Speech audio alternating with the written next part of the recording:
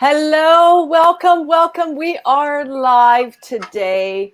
As I always say, this is my favorite day of the week. So welcome. My name is Sandra Horton, and I am the Growth Catalyst. I'm so excited. We have the amazing Jennifer Lucero is with us. Jenny Lou is in the house. Good morning, Miss Jenny. Good morning. It's a great day, and this conversation is going to be powerful. Because as we've seen in each of our lives, each time, there are always new bits of information. And welcome to those who are viewing live. Good morning. I'm going to make sure that I have my comments on. Please allow StreamYard to let us see you, to be able to post questions, ask questions, whatever it is that you have on your mind. So this conversation today kind of grew out of a little bit of our past conversations. We are going to be talking about good morning, happy Thursday. We're going to be talking about communicating effectively, but also particularly in focusing on navigating conflict and confusion. So I know, Jen, this is something that I've always worked to be a powerhouse at, but it wasn't always that easy. So what I'd like to do is just do a little bit of introductions and welcome everyone who is with us this morning. I'm going to keep my opening remarks really short today because there's so much to go through today, Jenny. So, a little bit about me. You probably know. Good morning again. Please send us a comment. Say #hello. We'd love to know where you're from, what your name is. That would just be amazing. So my name is Sandra Horton. I am the Growth Catalyst. And I've been very blessed and really quickly to let you know that I have touched and served over thousands of women's authentic hearts across the globe. And the beautiful joy for me, Jenny, is I've ignited women to find their internal authentic leadership heart, their source, which again is connected to their heart, to their minds, and allowing them to move forward in purposeful action. But I also do some work as a consultant, coach, facilitator, and team builder. But more importantly, it's about what have I learned from my own personal stories. And really, I have overcome, just quickly, repeated patterns of suppression. And by becoming self-aware, stepping up, stepping in, I've been able to shift my perspective and become more self-aware. And that's why I have brought these programs forward through my Growth Catalyst program to take you to the next level. And importantly, it's just share authentically from my heart about these kind of concepts. So Miss Jenny, can you introduce yourself? Tell us a little snippet about you and why you are excited to talk about today with the communication. Thank you, Sandy. And I feel very lucky to be working with you as I endeavor to start my own business. I am currently founder of My Beacon. It is a platform where I am on a mission to help end suffering in silence and help people ask for help and make it as easy as lighting up their beacon. I think we all have a bright light inside of us. And I love how that lends itself so nicely to this topic of communication, because part of asking for help is understanding how best to connect with those that we love and trust, right? Prior to that, I have some really great background in technology and AI and speech analytics. And I'm really excited to share more and participate in this great conversation today. Thank you. Awesome. I love that you are this communication queen. I just gave you that title. So let's just go with that today because, think about it. AI, that's a whole different area and that's pretty cool. So thank you, Miss Jenny. So for our listening audience and for those tuning in, let's get right into it. So why are we talking about this today? Well, in our last session, we were talking about looking at active listening and becoming a master at active listening. Not an easy task. And why does this matter? It's because if we don't listen, what happens? We get into conflict. We get into confusion. So we did discuss and define what makes you feel happy and heard is for people to actively listen, to engage you, to give you that eye contact. And also what others really need from you too is that undivided, yes, I hear you. Lean in, touch, feel, sense. Really inquire, paraphrase. Those are all things that really resonated for so many people in the chats that we heard and in the questions that we were asked. And importantly, let's dive now into what happens when we don't listen, when conflict occurs, because we know that listening is that number one key. So there are 4 types of conflict. And we're really going to dive a little bit maybe into different areas of how to set the stage. We're going to share 5 tips for setting and understanding and working through conflict. Good morning or good afternoon. I love Miss Asara is here. Welcome, welcome, my friend. Please share where you're from, because I know that we are global today. So we're going to share those 5 top tips on terms of going through conflict and managing conflict. We're going to look at engagement strategies. And so let's dive in, Miss Jenny. So one of the very first things that we need to look at when we get into a conflict, so whether it's self, others, or in a larger environment, or some say also with supernatural, there's different ways of looking at that, whatever beliefs that you may have. So let's look at conflicts with self and conflicts with others. The number one thing we need to look at when we get into these situations, tip number 1, is we got to prepare. We have to look at our mindset. So Jenny, I would love to hear from you that what are some of your approaches when you get in and you know you're starting to prepare yourself, something has happened in your life, in your work, something is, happening. Oh, well, look at this. We got Ghana is in the house, Los Angeles. Oh, good morning, Miss Angela as well from Port Coquitlam in British Columbia, Canada. I'm so excited. I just got goosebumps. I love you're all here. So Miss Jenny, let's pour into all these lovely, beautiful women here today. So what are some approaches that you look at to set your mindset when you know you've got to go in or you're considering going in to have a crucial conversation with someone? Yeah, so I think this is probably the most important step, right? Everybody's dealing with something. I know that as a corporate working woman who carried that warrior torch regularly, and for the majority of my daughter's life as a single mom, right? We all have stuff going on. And as much as we think we have it together, the reality is it's all sitting here with us, and we take that we take that energy. Yeah. So when it comes and energy for sure. Miss Jenny, I just wanted to let you know your volume actually this time is a little bit low, my friend. Oh, no. So I'm just going to ask you to turn it up just a little bit. Thank you so much. And if everyone can please hashtag good morning, good afternoon, good evening, while Miss Jenny turns up that beautiful volume.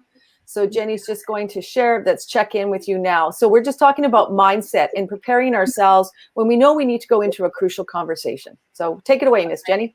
How are we now? Better. Okay, awesome.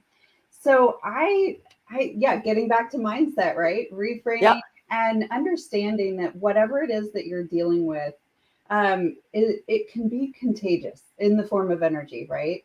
And it goes with overly positive and overly sensitive or triggering emotions, right? Both ends of those spectrums matter. And so I think it's really, really important to understand, especially when resolving conflict, to come with as much of a clear mind and a clear heart as you can, so that you can focus on the fact that that other person is probably dealing with something too, and probably stressed about resolving conflict. Nobody goes into that stuff enjoying it. And if they do, they probably want to recenter something here.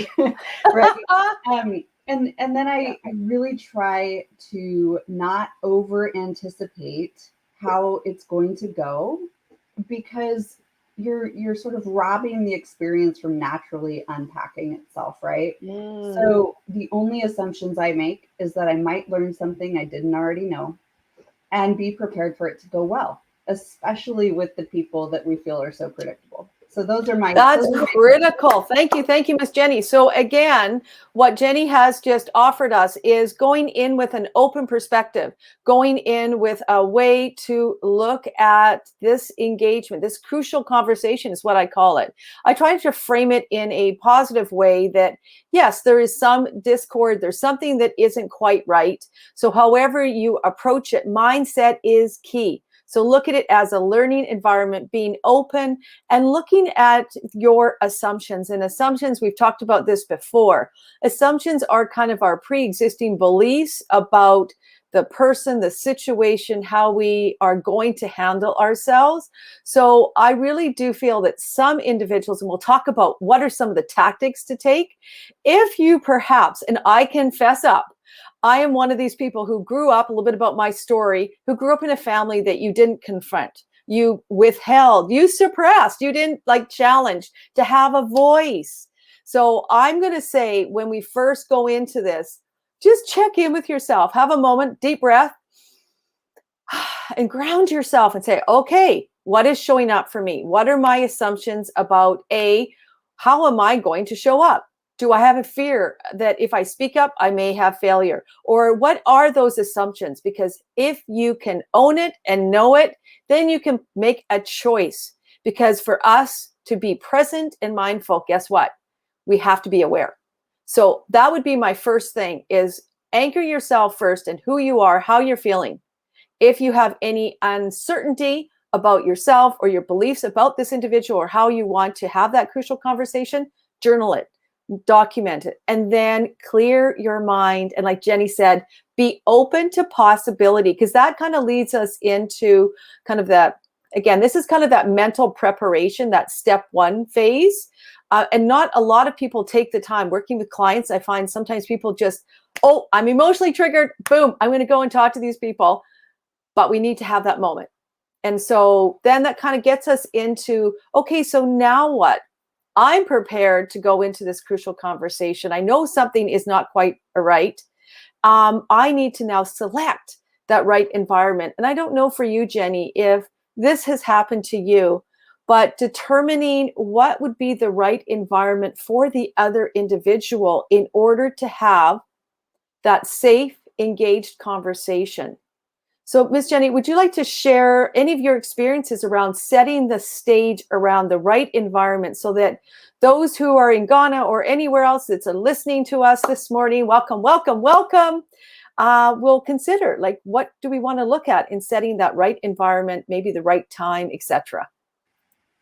Absolutely. So this is where you really have to be mindful of understanding as much as you can about the other person. I am such a huge fan of not guessing and just asking. And with most people, you can do that. Hey, I know that both of us are coming into a discussion here that might feel emotionally charged or a bit clinical, even especially if it's a correction conversation, right? Yep. And so I really try hard to make sure that the environment provides the safety that both individuals can let their guard down and speak openly. So it's not always the office, right? It might be, let's go break bread together and have lunch, right? Yes, yes, yes. I love that. Break bread together. Go out. Shift the pattern. Look at something differently. Yes. Right? Like, yes. I mean, I don't know about you, but in Seattle, believe it or not, it doesn't rain all the time. One of my favorite things to do was to just say, hey, let's take this out of the office and go, let's walk it out and talk. People's thoughts more naturally, but it also doesn't feel so, confrontational, like sitting behind a desk and that way you can really get on someone's side. Now, I will say that obviously anyone with leadership responsibilities also understands there's a difference between that appropriateness of getting outside of the office and a very clinical HR conversation, right? So I'm suggesting it for where it's appropriate. Awesome. Awesome. I agree and welcome. So I think we should do a bit of a hashtag and do hashtag environment. Hashtag environment, because we just have to be mindful. We have to be present. And I'm going to elevate us even more today. We're going to go through these at a fast speed so we get done in 15 minutes and that you get the maximum amount of this. So I'm going to shift a little bit and pick up that speed. So the third thing I want us to consider now, especially in working through conflict in order to have a mutual win-win satisfied outcome, is that we also have to talk about what are the barriers on both sides about what this conversation could mean to each. And I think that's a real key piece that sometimes we miss. what are those possible barriers? So the environment is one of them, but then also moving past that barrier, perhaps it's also then, and I would say this is the next point, agreeing on an objective. Why are we here? What is it that the problem that we need to address? Name it, state it, make it clear. Sometimes we go into these crucial conversations, as I call them, with wanting to have an interaction, but we don't quite know what it is. So by taking the time to back up and out and clarify before we go in, guess what? We are purposeful, we can respect, we can actively listen. And in most times, what I've seen, especially in facilitating some of these conversations, it works really clear. The clearer we can be, the greater the positive outcome for both individuals. So please think about that. What is it that you can do from your lens? Because remember, as an authentic, heart-led leader, we can only come from our own lens. I would love to be able to share with you one day in one of my Growth Catalyst program. On session 5, we talk about Chris Argyris, and Chris Argyris has the ladder of inference, and it talks about how we naturally just take in information, we make observations and beliefs, and we take action. Well, what happens if you're emotionally spurred in a conflict? You just take off. So we need to pull back, withdraw, and have a moment of reflection. So understand it, agree on that objective so that you don't get emotionally hijacked. So that's what I want to add. Jenny, did you want to add anything around that in terms of setting that stage, going through this process? Now we've got a kind of a common understanding of what the objective is. Anything else you want to add to that before we move on to the next point? Just validating that it's brilliant, because every time I've done that well, you see the other person go, oh, phew. They breathe. It's the physical body, right? Yes, yes, yes. I would love for everyone on who's in our viewing audience, who are around the world, welcome, welcome, welcome. We are talking about things that happen to us all the time. This is how to elevate, to communicate effectively, but we're actually talking about navigating conflict and confusion. So I call them crucial conversations, because to me, I value people. I value that face-to-face. And sometimes we don't understand each other because you have a lens and I've got a lens. So thank you. Thank you. It says, what if the initial premise is inaccurate? Okay, well, that is a beautiful starting ground. Thank you for that wonderful question. So that kind of gets back to, setting that up as the question. What is it that I don't understand? And what I've done in my own personal experience, I actually had one, I'll just quickly share. This individual's name was Rod. And it was really interesting because I knew I had informal power, positional power, and this person was undermining me and doing whatever they could because they wanted to be the top in sales. And I happened to be the top in sales in Canada. And so they were undermining me and I needed to have a crucial conversation, but the other individual did not understand their initial premise of why we were meeting. They had completely inaccurate why we wanted to meet. He thought it was going to be a different way. So what we had to do is start this whole exploration for me to clearly state, this is why I'm here. If you want to talk about something else, can you send me or give me a list of things that you would love to share? And then I did the same thing with him. And then we shared our lists together. And it was really interesting because even by stepping back and sharing our perspective on things we would like to talk about, guess what? There was commonality. And that was one way that I was able to get clear on the premise of why we needed to meet. So I said, look, you want to talk about this? I want to talk about this. We need to meet together. So let's tackle this one that we commonly share. So that's how we started our initial, and it was a lot of meetings, let me tell you, to unpack all of this. But that was one way that I helped get us to a point where we could even be in the same room to have these initial conversations. Miss Jenny, do you have any other tactics or strategies? I like to answer the questions when they come up. If the initial premise is inaccurate, what else do? You can share your own perspective, ask them to share their perspective. What else do you do? Yeah, well, I think it actually segues real nice into some of the engagement strategies that you have coming up. But exactly right. I think that oftentimes people, especially feeling self-conscious or that are critical in themselves or others, they will over anticipate the heck out of stuff. So if you can be transparent and upfront about the objective of the conversation, I don't know that you have to necessarily use that moment to get on the same page about the premise at all. I think that that's the opportunity to just say, when we both walk away from the table or wherever we're at, can we say we've accomplished X, right? And maybe that first conversation, like you're saying, Sandy, it's just to say, hey, we're opening up dialogue, and this is the first of many. Awesome. Awesome. Thank you. Great reframe. Thank you. And again, I put in there, great question. Please ask questions.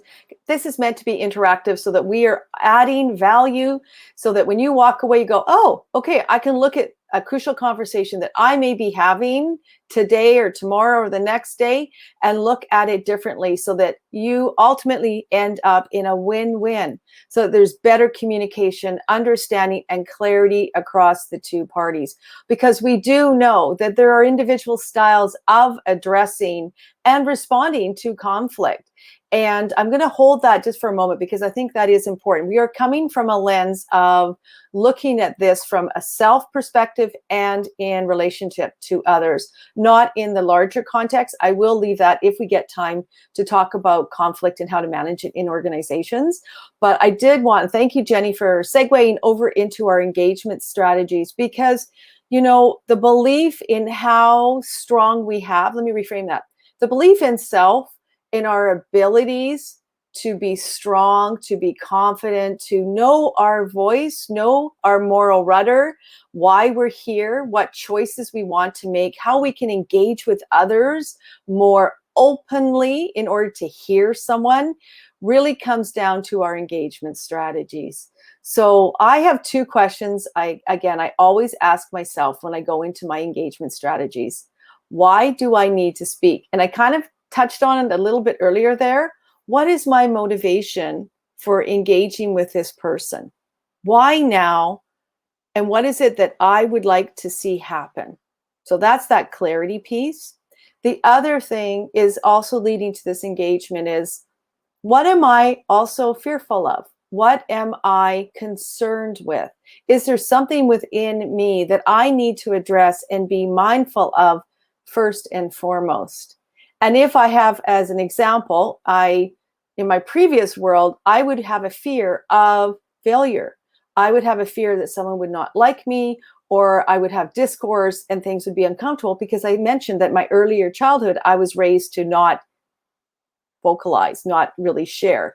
So I had to overcome it. So I would ask each and every one of you, what is it in your life that is potentially something that you need to understand? You don't have to live in it, just understand it and say, oh, that frames my reference today in terms of how I look at conflict. So Jenny, I would love to know, when we go into engagement strategies, are there any things that show up for you that, you know, have helped you awaken to how you build your engagement strategies? And we'll go into those right now, and some good questions to ask. Yeah, absolutely. And since that question came up, of course, my mind is just flooding with I know. Right? Because I mean, let's be realistic. This is a blueprint. It does not mean that the individual on the other side of this conversation knows there's a blueprint out there for how they're supposed to operate. Yep, so, exactly. It's so true. And we all have people. I mean, I've come to a lot of these recommendations through my own learning and through my own trial and error. And we've talked previously about, sometimes I was often the one that was stubborn in a conversation, right? And going in with that guard up of stubbornness, because you're so worried about making sure that you still achieve whatever that objective is, that can be really off-putting to the other individual. So I had to really learn how to navigate that. But as we talk about those strategies, what I found is that I made it, as I do with so much in my life, an experiment, right? Especially when it was somebody who was highly triggering, somebody who I knew was pretty toxic across the board. It wasn't just targeting me, although it always felt personal to deal with them. And there was a period in my life, it was just a couple of years ago, my husband died by suicide. And I not only got the news while I was at work, but it was a very open situation as it relates to who was around me and how we communicated with the team. When I returned to the office and had to deal with this person, I had to be so mindful of what I was carrying and the assumptions of how he would manipulate that or take advantage of it to make me feel weaker. So in those moments when I really needed to be sure I could feel safe and monitor and still show up as that reflective individual, I asked for a person to be there with me that I knew could support the conversation, especially with those difficult, potentially conflicting, tough ones with this individual. And I sort of got my power back because I sat and told him, she's here for me because I know that I've dealt with some things that make me sensitive. And I just like for you to respect that I'm doing the best I can in this conversation, and we still both have a job to do. It was fascinating to me that his demeanor actually shifted after that. I would not have predicted that, but I would have to say that as an example, I think that was one of the coolest experiences as it relates to dealing with a toxic person by taking away his ammunition. Wow, there's lots to unpack there. And thank you for your vulnerability, Jenny. And welcome everyone who is in our viewing audience who are around the world. Thank you so much for joining us, because we want to provide great value, and we want to be raw, and we want to be real, and share our true stories of how we can be effective communicators and communicate effectively. And we're talking about navigating conflict and confusion. And it's not always that easy. It's kind of messy. And Jenny just offered a beautiful way and reminder about being reflective and understanding that each of us comes into these crucial conversations with things happening. And how can you share authentically so someone else can hear, and how you can be receptive to whatever else that person also is saying. And from your example, you were able to shift someone. It also talks about body language. How aware are we in these crucial conversations? So if we're going in to meet with someone, we've already identified, we've got our mindset, we're open, we're ready, it's the right environment. We've already done the pre-work to say, hey, I'd like to meet with you. We've tried to then, back and forth, whether it's on conversation, email, or text, around the clarity of the objective. We're looking at any potential barriers that may be in the way to us coming out ultimately, because it's a mindset. It's how you go into this, that we want to come out, we want to be able to shift and pivot in order to truly have a win-win at that outcome. So, I wanted to raise just a couple of quick things about that, because sometimes, I mentioned this before, there's kind of three ways that people respond to inquiry. And one of them is either to withdraw, and I don't know which one you all resonate with, but withdrawing, or surrendering, or attacking. And so being mindful of how we're showing up with our body language, I now say that I definitely don't surrender anymore. I don't give up my power. Jenny said she stepped into her power. I don't withdraw, because before, the avoidance thing was a huge thing for me. Suppression, avoidance are all kind of related. And I wasn't one where I actually would attack someone. It wasn't in my values, in my morals. So it's an interesting thing. Jenny, have you had any experience? And then we're going to go into some of the effective speaking tactics and what to say and how to talk with people. So do you have anything about that you'd like to add in terms of those kind of areas that people tend to fall into? Again, these are just generalizations. There's a lot more detail that you can look up around types of strategies. But yeah, did you tend to use any of those tactics when you had to face confrontation? So I see the transformation of myself over time as a leader, and I certainly can relate to every single one of them. And what I appreciate about being able to see how I showed up in these situations is that there actually is a place for some of them, right? And I think as long as we're being smart and genuine in a given moment, it's important to be able to understand when they are the right approach and when they're not, right? And I had a tendency to just go take the bull by the horns, and whatever it was, I was gonna let's tackle it. Yeah, But that can be really intimidating, especially if you have authority over someone. Mm-hmm. And so I really had to learn to try on some of those other approaches, if you will, even if it didn't feel natural to me, so that I could make space for the other person to have a voice. I love that. Let's try on. So everyone out there, always think, what could we do differently today? If you have a crucial conversation you need to tackle in the next little while, write it down. And as Jenny said, what tactic or will I try on? What tactic can I use? Can you go through these steps to look at that crucial conversation? Engage people. Here are a couple quick questions as we wrap up today that I always love to ask when I'm endeavoring into a crucial conversation. What would you like to see happen? So you can ask yourself that, and you can ask the other person to respond in their own way. They don't have to share it, but it's just always something to consider. And what would it take for us to be able to move forward? Even coming in with that mindset, being open to the possibilities, knowing I have a natural way of being, what can I do differently or try on? I love that. It's flexibility. Mindset is a choice, but we have the flexibility, how we want to show up in order to achieve and create that win-win. Are you willing, and this is for yourself to ask, are you willing to go inside and understand the impact that this conversation could have on another? So just trying to go into that other person's shoes, having empathy, understanding, not just coming from, well, this is the way I am, this is the way you are, and not having that opportunity to look at potentially what that could be, and having the other person share that as well.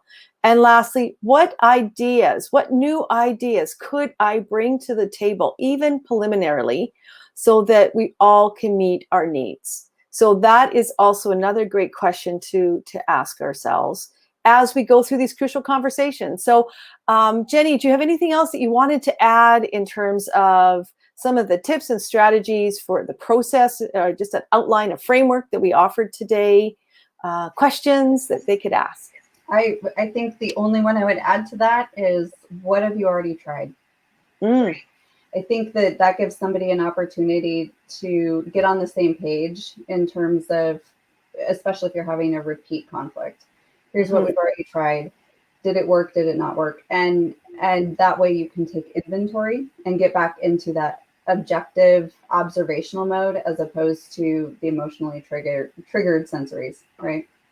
Awesome. Thank you. Thank you for that reminder. And we have covered, and we will be coming up. We talked about emotional intelligence and understanding how our emotions drive our behaviors and becoming mindful. Where do we first start to feel it? So if you're in these crucial conversations, go into your gut, go wherever it is you feel it, understand it, go, okay, I'm being triggered. It's a choice. What do I need to do differently? Can I step back? Can I reframe? Can I breathe? Can I ask for a moment so that you can diffuse yourself, be present, be open? That's the key to crucial conversations, is understanding that openness to then going and building consensus, looking for new solutions, new directions that is a win-win for everyone. I hope you've enjoyed these conversations. If you would like to know more information, because Jenny is a beautiful community connector. We're just going to wrap it up here. Jenny, I would love, because you are about community and about helping others, can you do I want you to do a quick shout out quickly for your new Beacon app. Please do that quickly, and then I'm just going to wrap it up with a couple of things that I wanted to offer. So go ahead, Miss Jenny. Got it, Sandy. Thank you so much. When you say we're going, you mean it. Let's go. So my app, I am in the design stages right now, and there's more information on my website, which is just getting set up. So more content to come, but go to www.mybeacon.me. It's mybeacon, spelled BEACON.me. And I would love to share more about what we have going on. Facebook group page, stay tuned.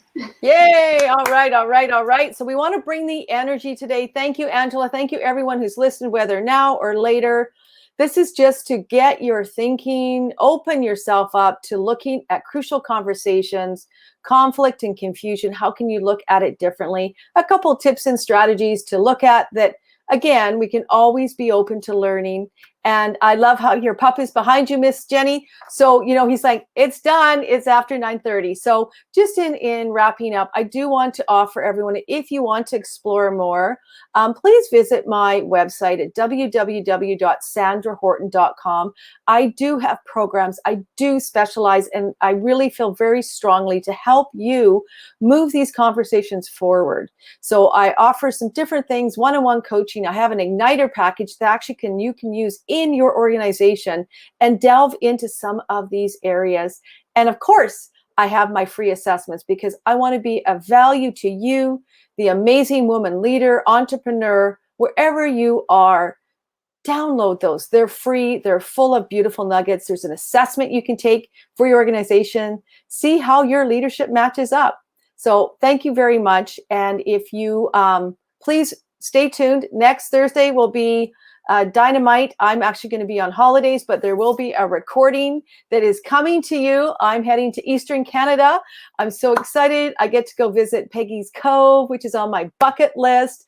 I haven't had a holiday with my sweetie for so very long, so I'm really looking forward to it. So thank you everyone for showing up, for being you, and for importantly, creating win-wins so everyone prospers and you move your communication forward. Thank you, Miss Jenny. I appreciate you so much. My name is Sandra Horton. I am the Growth Catalyst, and we'll see you next week. Take care. Thank you.